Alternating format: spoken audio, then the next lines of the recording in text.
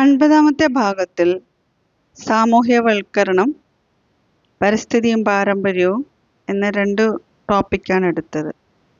Developmental സൈക്കോളജിയിൽ കേട്ടോ. അടുത്തതായി ഇതിൽ തന്നെ ഡെവലപ്മെൻ്റൽ സൈക്കോളജിയിൽ തന്നെ സിദ്ധാന്തങ്ങൾ, നിഗമനങ്ങൾ എന്നുള്ളതാണ്.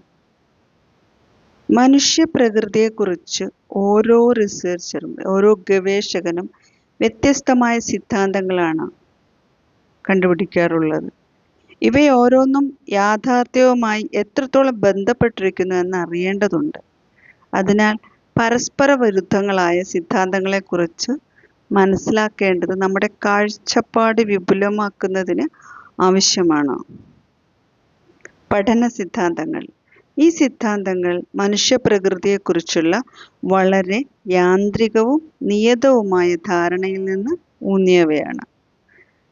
ലേണിങ്ങിൻ്റെ, പഠനത്തിൻ്റെ അടിസ്ഥാന തത്വങ്ങളെ ആസ്പദമാക്കി ചുറ്റുപാടുകളാണ് ഒരു വ്യക്തിയുടെ സ്വഭാവം രൂപപ്പെടുത്തുന്നത് എന്നാണ് പഠന സിദ്ധാന്തക്കാർ വിശ്വസിക്കുന്നത്.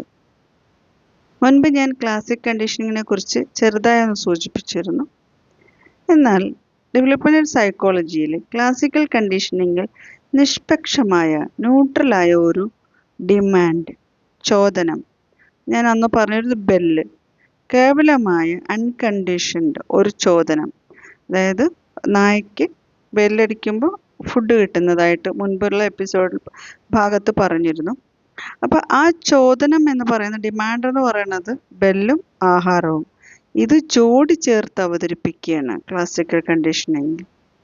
കേവല ചോദനത്തിന് തൊട്ടു മുമ്പായാണ് നിഷ്പക്ഷ ചോദനം അവതരിപ്പിച്ചിരിക്കുന്നത്. നിരന്തരമായി ഇത്തരം ജോഡി ചേർക്കൽ മൂലം കേവല ചോദനം ഉണ്ടാക്കുന്ന അതേ പ്രതികരണം തന്നെ നിഷ്പക്ഷ ചോദനം കൊണ്ടും സാധ്യതമാകുന്നു. ഇവാൻ പാവ്ലോവിൻ്റെ ഇത്തരം പരീക്ഷണങ്ങളിൽ നായയായിരുന്നു പരീക്ഷണ മൃഗം. ആഹാരം കാണുമ്പോൾ നായയുടെ വായിൽ ഉമിനീർ പ്രവാഹം ഉണ്ടാകുന്നത് സ്വാഭാവികമാണ്. പക്ഷേ ബെൽ ശബ്ദം കേൾക്കുമ്പോൾ സാധാരണയായി സലൈവ ഉണ്ടാകുന്നില്ല. ആഹാരം കൊടുക്കുന്നതിന് തൊട്ടു മുമ്പായി ബെൽ ശബ്ദം കേൾപ്പിക്കുക മൂലം പിന്നീട് ബെൽ ശബ്ദം കേൾക്കുമ്പോൾ തന്നെ ഉമിനീരുണ്ടാകുന്നതായിട്ട് കണ്ടു. ഇതാണ് കണ്ടീഷനിങ്. ഇതുപോലെ ക്ലാസിക്കൽ കണ്ടീഷനിങ് നിയമം അനുസരിച്ചാണ് പല പല വൈകാരിക പ്രതികരണങ്ങളും നാം പഠിക്കുന്നത് എന്നാണ് സിദ്ധാന്തം പറയുന്നത്. അടുത്തതായി ഓപ്പറൻ്റ് കണ്ടീഷനിങ്. ഓപ്പറൻ്റ് കണ്ടീഷനിങ് എന്ന് പറയുന്നത് ഓപ്പറൻ്റ് കണ്ടീഷനിങ്ങിൽ പ്രകടമാക്കപ്പെടുന്ന സ്വഭാവത്തെ ബലപ്പെടുത്തുകയാണ് ചെയ്യുന്നത്. തൊണ്ടയ്ക്കിൻ്റെ ലോ ഓഫ് ഇഫക്റ്റ് പരിണാമ സിദ്ധാന്ത പ്രകാരം ഒരു പ്രവൃത്തി അതുണ്ടാക്കുന്ന ഫലത്തിനനുസരിച്ച് ബലപ്പെടുകയോ ക്ഷയോന്മുഖമാകുകയോ ചെയ്യുന്നു. സങ്കീർണമായ പെരുമാറ്റങ്ങൾ, ഷേപ്പിംഗ് തുടങ്ങിയവ പ്രക്രിയകളുടെ ഫലമാണ് എന്ന് നമുക്കറിയാം.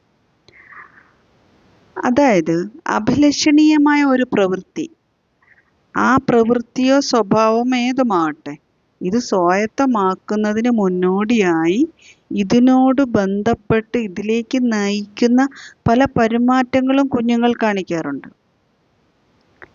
ക്രമാനുഗതവും സൂക്ഷ്മവുമായ ഇത്തരം പഠനങ്ങൾക്ക്, കാര്യങ്ങൾക്ക് ചില പ്രോത്സാഹനം കിട്ടുന്നത് മൂലം കുട്ടികൾ വേഗത്തിൽ പഠിക്കാറുണ്ട്.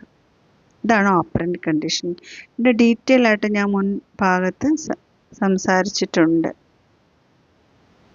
സോഷ്യൽ ലേണിംഗ് തിയറിയെക്കുറിച്ചാണ് ഇനി പറയുന്നത്. ഇവിടെ പഠനത്തിൻ്റെ മൂലതത്വങ്ങളെക്കുറിച്ച് സാമൂഹികമായ തലത്തിൽ നിർവചിച്ചിരിക്കുകയാണ് ചെയ്യുന്നത്. ഇതുപ്രകാരം മനുഷ്യൻ സ്വന്തം പെരുമാറ്റങ്ങളും മറ്റുള്ളവരുടെ പെരുമാറ്റങ്ങളും നോക്കിക്കാണുകയും സ്വന്തമായ നിയമങ്ങൾ രൂപീകരിക്കുകയും ഇതിനെ അടിസ്ഥാനമാക്കി ഭാവിയിൽ പെരുമാറ്റം നിയന്ത്രിക്കുകയും ചെയ്യാറുണ്ട്. ലിംഗപരമായ ധർമ്മങ്ങൾ, സാമൂഹിക മനോഭാവം, ധാർമ്മികത ഇവയൊക്കെ സോഷ്യൽ ലേണിങ്ങിനെ അടിസ്ഥാനമാക്കിയാണ് പഠിക്കുന്നത്.